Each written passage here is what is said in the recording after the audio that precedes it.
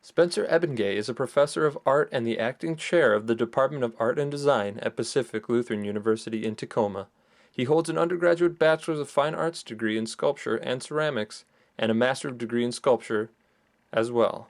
But one of the most surprising accomplishments Professor Ebengay has achieved is the experience as a combat medic in the United States Army. Yeah, well, it's kind of funny. I actually enlisted when I was 16. My parents signed me in, so I was on, back then the Army had, this is in 1986, and I went in when I was 17. I didn't turn 18 until I was in the Army. I knew that going to college wasn't right for me. I didn't think I'd ever end up going. And so the options were sort of, what are you going to do? You're going to go to school, you're going to do something else. But a lot of us and a lot of my friends were interested in joining the military.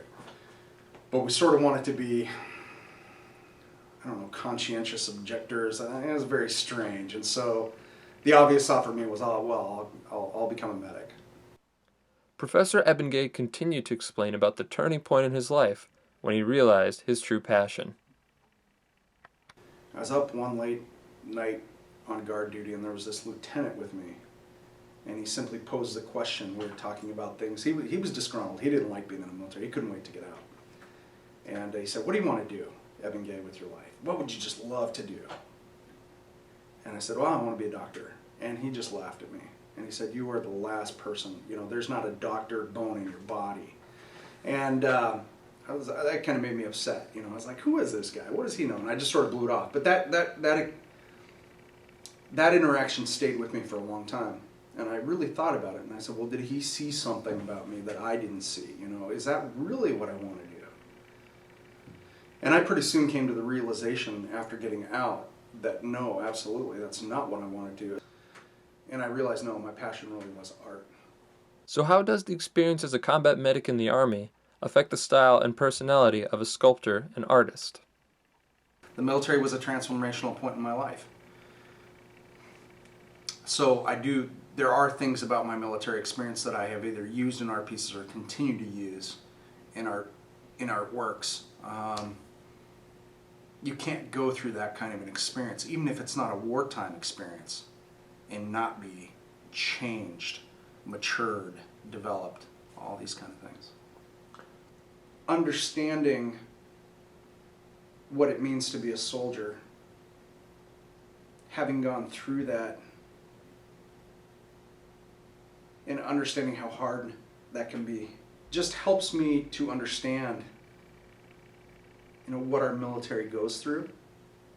And I think anytime you have a really good understanding of an area, a subject, whatever it may be, the more you're understanding, the broader your perspective.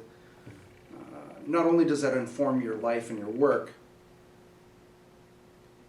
but it allows you to be more creative.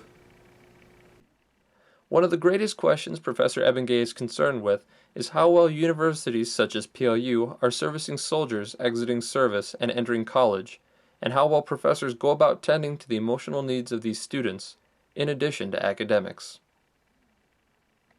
Art has such potential to be a way to heal or a way to reconcile or a way to explore one's experiences, one's feelings.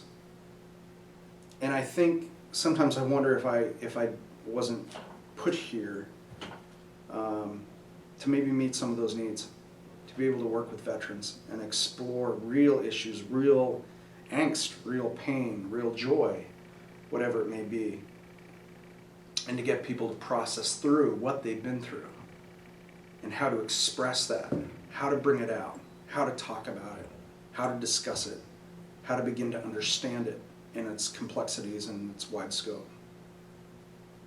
So hopefully that works out.